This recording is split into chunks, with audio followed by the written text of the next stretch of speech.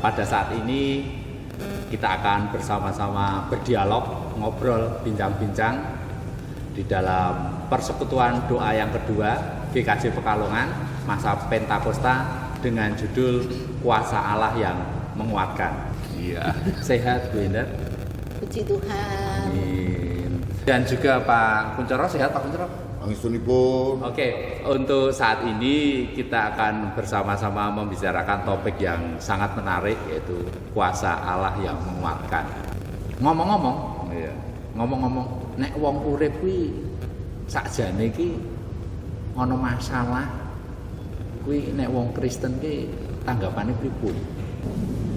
Ya, ikut Tuhan Yesus itu tidak berarti kemudian lepas dari masalah, bebas, tidak seperti itu. Kita tetap menerima masalah, menghadapi masalah, mungkin ya ringan, mungkin yang berat, dan sebagainya, umumlah seperti biasa. Cuman ya masalah-masalah itu sendiri kan terlewati ya tentunya dengan pertolongan. Kira-kira kalau orang hidup menungso urip kuwi kira-kira ana ora menungso sing ora duwe masalah? Enggak lah. Mesti menungso semua orang hidup pasti ada masalah. Enggak mungkin wong urip kok Tidak ada masalah. kelahirannya sendiri, kelahiran manusia ke dunia itu sendiri sudah buat bawa masalah. Tapi kok nek misale urip ora ana masalah ketoke kok ayem tentrem ya. Ya malah flat, malah enggak berwarna hidupnya malah enggak berwarna. Orang enggak pernah sakit, enggak akan pernah merasakan betapa nikmatnya sehat. Wah, Ya iya. biasa. Orang yang tidak pernah Cekedot. menerima masalah tidak akan merasa senang bila masalah itu terselesaikan. Pengalaman Bu Endar gimana? Pernah menjumpai masalah yang waduh itu kok nggak ada penyelesaiannya, seolah-olah penyelesaian paling berat dibandingkan yang lain. Atau mungkin Bu Endar masalah dilalui dengan enjoy. Gimana Bu Endar tanggapannya Bu? Ya memang sih setiap orang pasti punya masalah. Seperti kita anak-anak Tuhan Yesus juga kita punya masalah pasti. Hanya keistimewaan kita sebagai anak-anak Tuhan Yesus itu masalah tetap ada, tapi Tuhan tetap memberikan kekuatan sehingga walaupun kita menghadapi masalah, kita bisa mengatasinya dengan percaya Tuhan akan menolong, membantu, memberikan kekuatan sehingga kita bisa melewati masalah-masalah itu. Kapan waktunya kita memang harus belajar untuk bersabar. Ya seperti kemarin waktu memang yang paling berat saya menghadapi masalah itu ketika Bapak tidak ada, kondisi kepergiannya itu kan sama sekali tidak terduga karena proses Tuhan ambilnya kan tidak karena sakit untuk berlama-lama, tapi hanya beberapa hari, sehingga ya kami secara manusiawi kan nggak siap. Kemarin betul-betul, tapi akhirnya saya bisa ambil hikmahnya ya. Tuhan pasti memberikan kekuatan, pasti itu, sehingga setiap saat Tuhan aku kasih kekuatan. Lama-lama puji Tuhan. Ini perlu diketahui Bu Endar ini garwanya dulu jenat Pak Pendeta Soekardi Citrodaono. Oh iya. Mas Anto belum Iya. Cuma kan kiprahnya beliau saya sudah tahu. Iya. Jadi mungkin sekarang sudah damai bersama Tuhan. Iya. Oke. Iya. Pasti. Ya, ini pengalaman-pengalaman ini kan menarik sekali ya. Iya. Berarti tidak mengingat itu entah anak muda, putus cinta atau ditolak cinta. Wah, itu masalah besar gitu kan. Mungkin kalau sudah pekerjaan, waduh. Ini kalau soal pekerjaan kok ngelembur terus, ra bali-bali. Terus kemudian gajinya ora muda-muda ya. Jadi gitu ya Pak Kun ya. Jadi hidup itu kan tidak Kurang pernah lebih flat ya. Ya, Jadi betul. bergelombang, ada dinamika ya, ada permasalahan. menimpa siapapun ya. Ya. Bisa dikatakan jangan-jangan Tuhan memproses kita lewat permasalahan Ya, itu. dan kemudian penyelesaiannya juga tidak akan mungkin sekonyong-konyong gitu ya, kita instan. berdoa lalu langsung enggak seperti itu, tapi tetap dengan proses juga. Akhirnya kita mengerti bahwa pada akhirnya kita akan mengerti bahwa oh iya, ini ternyata pertolongan Tuhan. Itu biasanya biasa. Kita sadari setelah masalah itu terlewati. Oh ternyata itu. Kalau dari pengalaman nih Pak Kun, ada nggak yang sampai sekarang itu berkesan, yang masih membekas sampai saat ini? Ya apa ya? Ya dulu saya kan masa mudanya memang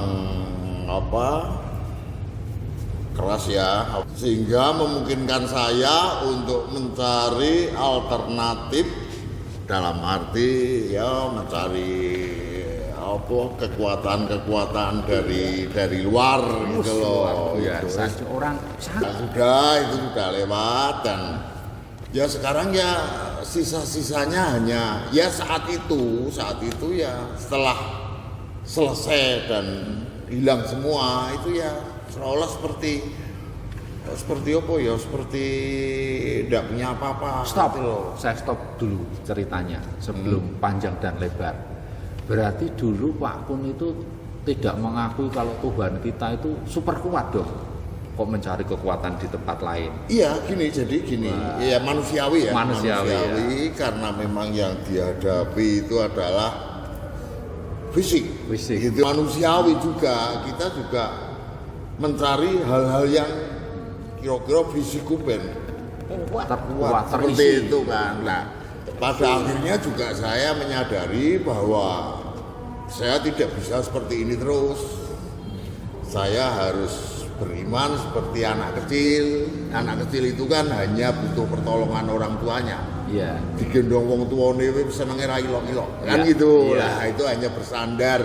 Saya ingin hanya bersandar, tidak mengandalkan kekuatan sendiri. Makanya kemudian itu saya lepas semua, dan setelah lepas itu memang saat itu juga saya kayak peluk-peluk orang diopor, tapi kemudian saya merasa pada akhirnya bahwa saya ternyata dibangkitkan sedikit demi sedikit dengan proses itu ya.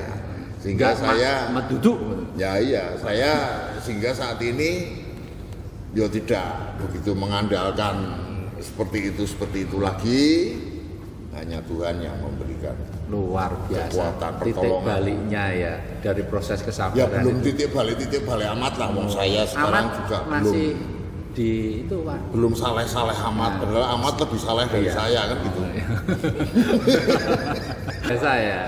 Tetapi mungkin kalau boleh saya tanya, proses menuju dari anak tadi itu membutuhkan waktu berapa tahun, Pak? Ya selesai itu bersih dalam arti tidak punya apa-apa lagi itu kurang lebih ya berarti 3 tahunan, 4 tahunan. Ya lama ya. Ya lama masuk di dunia kayak gituan lah. Okay. Bu Edar, waduh kalau Bu Edar ini kan sudah diakui juga ya. Jadi kalau Bu Edar mungkin pengalamannya tidak ya pasti sudah di atas kertas ya. Jadi bisa berbagi ya, terkhusus di masa Pentakosta ini bisa berbagi. Jadi jangan kita itu bersandar pada permasalahan, tidak fokus hanya kepada masalah, tapi fokusnya kepada Tuhan tentunya ya, di dalam menyelesaikan, dan prosesnya yang luar biasa seperti Pak Kun aja membutuhkan waktu proses 3-4 tahun. Ya. Jadi kalau Bu Endar sendiri mungkin sekarang kalau bisa dibilang mental atau kondisi setelah kepergian Bapak di Pundut itu sekarang mungkin sudah terbiasa kembali, sudah normal kembali mungkin ya. Tetapi melewati proses itu tidak 1 menit, 2 menit, bahkan berhari-hari, berbulan-bulan baru bisa nggih. Tapi mboten sempat sakit nggih? Ndak. Wah, puji Tuhan. Hanya kalau pas kebetulan bersamaan dengan Mas Herpriatno. Mas Nono, Mas Nono itu pas kebetulan kita kan ambil perumahan, itu kan prosesnya untuk penyelesaian dapat sertifikat kan hampir 1 tahun. Asal mau berangkat, badan lemes, perutnya mules, terus nggak tahu air mata itu keluar. Itu setiap saat nggak tahu, mesti ada sampai makan aja terasa lapar, habis ambil nasi terus inget udah makan cuma sesuap 2 suap sudah nggak tahu itu prosesnya hampir 2 tahun 2 tahun baru bisa loss, karena waktu itu ya saya agak komplain dengan Tuhan. wah Seringkali nampingi Bapak besuk ke rumah sakit, ada warga yang di ICU sampai berminggu-minggu seperti itu saja Tuhan pulihkan kesehatannya. Kenapa Bapak enggak? Itu saya komplain itu aja. Tapi saya ya tidak mengeluh. Akhirnya seperti ada suara kecil, Tuhan itu punya rencana buat kamu, tapi kamu belum siap, belum tahu. Tapi secara kemanusiaan saya seperti ini, saya lemah, saya mules, saya secara fisik ya, secara fisik saya nggak kuat gitu. Akhirnya mau berangkat ke belakang dulu, tiduran dulu. ada sesuatu seolah-olah itu dalam diri kita itu entah itu nervous, entah itu itu mengganggu akhirnya, tapi akhirnya lama-lama untung ada Mbak Esther, terus ada yang ngajak teman-teman ngobrol, ya, terus yang akhirnya ya kami sekarang sudah bisa tahu Tuhan pasti berikan kekuatan, karena kenyataannya sampai saat ini kondisi saya tetap sehat, malah belum sampai masuk rumah sakit. Kalau sekarang yuswa pinten iki? Mau 70 nanti November. 70 tahun ya. Nah ini kan masih motoran sendiri loh. Luar biasa. Tuhan menguatkan fisik, iman, semuanya ya. Kalau kita berbincang-bincang Allah yang menguatkan ya. Kalau kita sekarang kan sering melihat ya, banyak sekali berita-berita baik di televisi, di media sosial yang sangat memprihatinkan Pak Pun, Bu Enda. Jadi kadang usia masih muda ya, belum bekerja, masih menggantungkan orang tua, tetapi setiap kali ada permasalahan larinya ke narkoba, larinya ke pergaulan bebas, larinya ke permasalahan yang menjerumuskan. Nah, ini kan suatu tamparan buat kita semua. Ya, menurut Pak Kun sendiri gimana itu? Ya, menurut saya ya itu, jadi yang mempengaruhi hidup manusia itu kan ada beberapa faktor. Ya. Pertama keluarga jelas. Ya. Kemudian lingkungan. Kemudian keadaan. Kemudian faktor psikis seseorang. Nah itu biasanya yang paling dominan itu biasanya lingkungan. Lingkungan itu seperti anak-anak muda biasa bergaul dengan yang baik-baik, biasanya tidak akan seperti yang lainnya yang sampai ke narkoba dan sebagainya. Tapi kalau mungkin ada seseorang yang mungkin pergaulannya dengan yang suka seperti itu, akhirnya trouble sedikit larinya ke sana, larinya ke sana, sehingga peran keluarga sebetulnya mungkin kan membimbing bagaimana biar anak ini tidak bergaul dengan bagaimana seperti itulah, itu yang menjaganya, itu yang memang kita kadang-kadang kita sering kecolongan orang tua dan kita sendiri tidak tahu bahwa anak kita pergi dari rumah, keluar dari rumah itu dengan siapa, kemana, di luar pengawasan, jam berapa, seperti itu. Akhirnya ya itulah yang terjadi. Jadi bukan berarti anak-anak ini kurang binaan, juga mungkin tidak, mungkin orang tuanya tidak lelah-lelahnya ngandani, nuturi, cuma karena mungkin pergaulan atau mungkin keterdesaan karena psikisnya dan sebagainya, akhirnya terjerumus itu ya. Dan ketika mau keluar dari permasalahan itu menurut saya loh, bukan ya. psikolog loh, saya loh. Wah, ahli. Benar, ada tanggapan kalau mengenai anak-anak muda sekarang yang mungkin sangat disesalkan ya, generasi muda dilalui dengan hal-hal yang negatif. Ya, kalau pengalaman buat saya mendidik anak, saya punya anak kan laki-laki semua, anak 3 laki-laki semua. Jadi 6 ya. Sekarang jadi 6. Iya, nah, mungkin kalau anak laki-laki dengan anak perempuan mungkin pantuan untuk kepergian keluar itu lebih mengkhawatirkan untuk anak perempuan.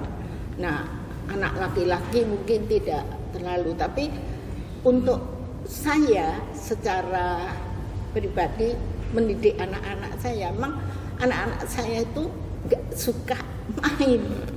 Itu nggak, paling main cuman aku mau ke tempat teman. Nggak suka nongkrong lah. Ya, nggak. Mau ngerjain apa, udah selesai, udah pulang di rumah. Tapi anak saya memang penurut semua. Nggak pernah keluar. Nggak pernah keluar, iya.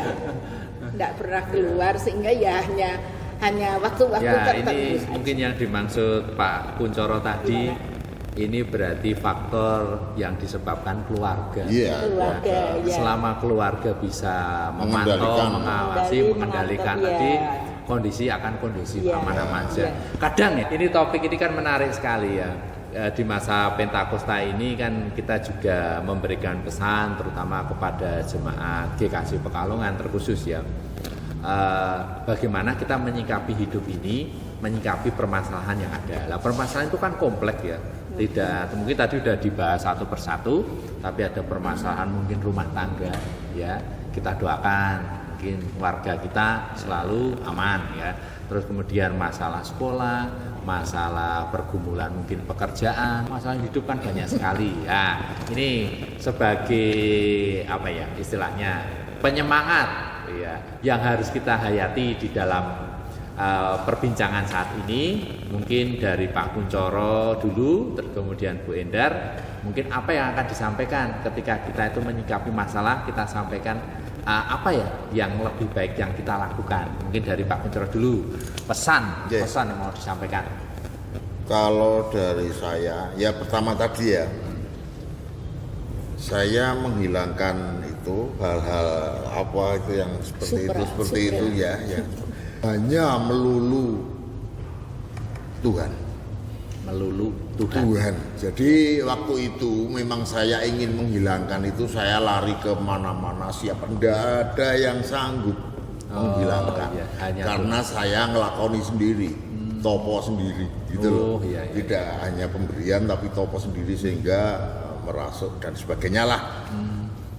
Lah waktu itu saya hanya ngabruk ke gereja. Tadinya kan saya nuwun sewu, saya bisa dikatakan sebagai anak yang hilang tadinya itu. Saya sudah sobo kemana-mana. Domba yang hilang. Sudah sobo kemana-mana. Sesuatu itu kulitnya mengkandel. Iya. Kemudian ketika ingin menghilangkan, tidak ada yang bisa menghilangkan. Saya hanya ngabruk ke gereja. Ngabruk ke gereja tidak berarti nuwun sewu loh ya, saya tidak melemahkan atau gimana. Saya tidak kusuk-kusuk amat tuh. Tidak kemudian nuwun sewu dalam gereja doa gitu. Tidak. Saya hanya wirawiri ya. Ini pesan ya, pesan menarik ya. Tadinya tidak pernah ibadah yang ibadah. Saya dulu ngelamar jadi pegawai gereja, sampai nama asui jadi pegawai gereja, pegawai administrasi gereja seperti Mas Yosep itu. Suatu saat saya jatuh, terluka, saya senang. Aku sudah wong biasa berarti, hilang. Ya itu hanya pertolongan Tuhan. Kemudian yang lain lagi, rumah saya di utara sana. Ya. Itu ya seling lah terlanda banjir dan sebagainya. Itu saya pikir ya hanya pertolongan Tuhan yang menguatkan saya tetap tinggal di sana ya. Kondisi yang pertama itu, yang kedua pancen orang duit pindah. Entah bagaimana, yang jelas saya tetap hanya mengandalkan itu saja. Soalnya sudah tidak punya kekuatan apa-apa lagi. Dan ramalan-ramalan untuk bukan ramalan ya, prediksi untuk nanti 10 tahun lagi dan sebagainya yang akan datang dan sebagainya, saya sudah menutup telinga. Saya hanya bersandar pada Tuhan. Tuhan pasti memberikan yang terbaik. Pegangannya luar biasa. Terima kasih Pak Pun. Kalau boleh saya ngambil kesimpulan, mungkin apa yang disampaikan Pak Pun itu tadi melulu ke gereja. Padahal melulu ke gereja itu belum tentu ya orang ke gereja itu kita fokus loh. Ada yang orang ke gereja itu cuma masuk, kadang ibadah, mohon maaf nih. Itu saja terberkati. Terberkati ini hal yang perlu kita cermati ya. Ya. Itu saja diberkati. Wirawiri ning gereja wae wis slamet gitu kan gitu ya. Berarti ada niat ya Pak di situ, poinnya ada niat, ada kemauan di situ. Kerinduan untuk perlu diperhatikan ini saudara-saudara kita semua ya. Jadi ketika kita itu galau, ada segala macam, syaratnya cuma satu, wirawiri aja ke gereja. Wirawiri ke gereja itu siapa itu? Kerinduan untuk bersekutu. Wah, luar biasa. Diketuk hatinya itu memang benar-benar ya, ada panggilan. Diberkati. Luar biasa. Jadi kalau waktu itu seperti perumpamaan khotbah di bukit ya. Tuhan berkhotbah, yang mendengarkan itu tidak hanya mendengarkan seperti ini. Ada yang sambil angan wedus, ada yang sambil ada yang sambil mungkin sama pacarnya bulan, mungkin ada yang dan sebagainya. Tapi semuanya mendengar, semuanya diberkati, semuanya mendapat roti toh. Luar biasa. Dapat berkat. Dapat berkat. Nah, makanya ke gereja, wis lah bersekutu. Mungkin bagi saudara-saudara kita ya, jadi mungkin suasana hati Pak Kun, dia itu punya pegangan kuat, Tuhan pegangannya. Artinya apa? Kalau kita lihat ya, mungkin saya pribadi Pak mungkin nggak kuat. Contoh, omah kok ambene banjir, tamune kok banyu rob gitu kan. Mungkin kalau Pak Kun memandangnya mungkin nggak seperti itu. Saya melihatnya Pak Kun itu percaya Tuhan itu menolong. Ya. Makanya ini ada prinsipnya kuat ya kan. Hikmahnya. Wah, ini yang penting nih. Padahal hikmah itu kan orang sana atau orang Iya, itu nur hikmah Pak. Oh, nur hikmah. Bukan. Itu jualan sate. Ini betul. Iya, betul. Wes. Iya, ada lanjut lagi. Ada sepuh. Malah kucing. Enggak apa-apa. Biar aku senyum juga. Guyui. Lanjut hikmahnya tadi udah pindah belum? Belum. Saya kan warung asem mau nang ndi. Nggih sampun itu. Jadi intinya saya ya selama ini ya apalah anggapan orang kuwi bodoh temenan kono. Saya hanya bersandar Tuhan pasti memberikan yang terbaik. Kalaupun kita harus tenggelam di sini, Tuhan pasti memberi jalan. Apapun jalannya, sudah seperti itu. Keterangan luar biasa. Bagus Pak Kucoro. Kita lanjutkan ke Bu Endar, mungkin pesan atau Allah yang menguatkan supaya kita itu menjadi kuat, tidak terus jadi ngelokro, putus asa, bahkan ke arah-arah menjurus yang negatif. Monggo. Kalau itu pengalaman buat saya secara pribadi, saya punya konsep ketika saya masih sekolah mau masuk di Satya Wacana waktu itu. Itu saya memang rindu supaya saya bisa merasa dekat dengan Tuhan. Waktu itu kan diwawancara, kenapa Endar kok tertarik masuk teologi? Saya bukan ingin jadi ahli teologi, tapi supaya saya bisa lebih dekat pada Tuhan dan dengan seperti itu hidup saya supaya menjadi damai, Ya. ayem. Nah, kelihatannya Tuhan mendengar dan memberkati, karena dalam proses hidup saya memang tidak banyak masalah-masalah yang membuat saya harus berjuang keras supaya menemukan kenyamanan. Tapi nyatanya dengan jalan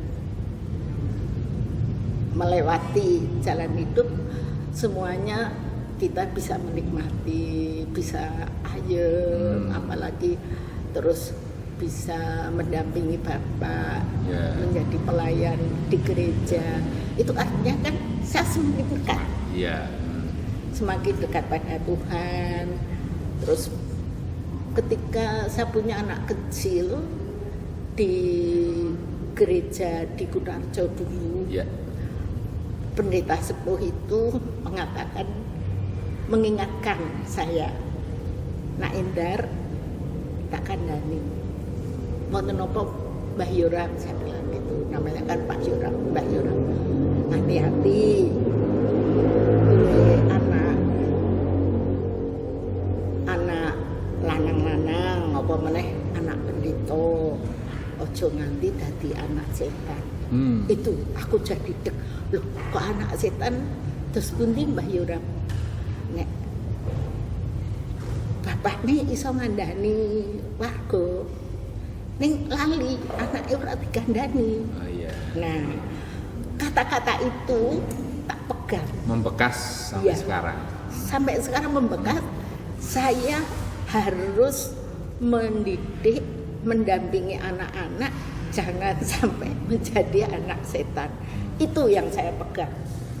Itu yang sesingkat mungkin saya manfaatkan untuk dekat dengan anak-anak. Misalnya kalau saya pegang dan puji Tuhan, kelihatannya ya mungkin warga jemaat bisa menilai bagaimana anak-anak saya. Seperti itu, memang saya menikmati dan saya bersyukur. Sampai saat ini juga saya bersyukur karena saya bisa merasa nyaman hidup di tengah-tengah warga jemaat itu, rasanya nyaman.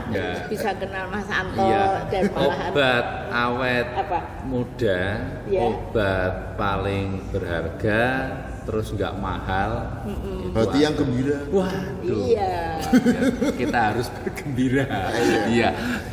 Ini bincang-bincang ini sangat menarik sekali karena tentunya pengalaman hidup, guru yang paling mahal gitu ya, paling berharga yang dapat kita petik saat ini dari obrolan ini akan saya akhiri dengan kita membaca firman Tuhan.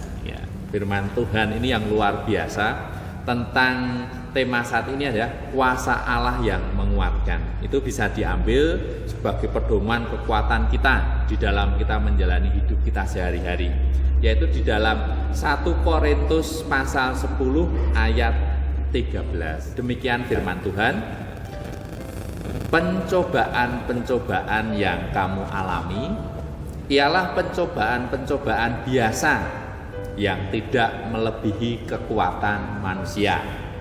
Sebab Allah setia dan karena itu Ia tidak akan membiarkan kamu dicobai melampaui kekuatanmu. Pada waktu kamu dicobai, Ia akan memberikan kepadamu jalan keluar sehingga kamu dapat menanggungnya. Amin.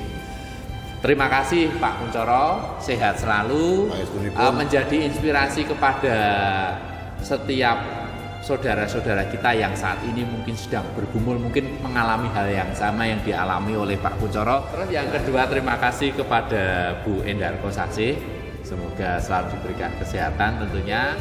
Seperti itu, dan mengingatkan kita bahwa pergumulan atau permasalahan yang dialami pengalaman hidup Bu Endar maupun Pak Kun mengajarkan kita, satu, bersandar pada kuasa Allah, dan kuasa Allah menguatkan hidup kita. Amin. Terima kasih. Tuhan Yesus memberkati.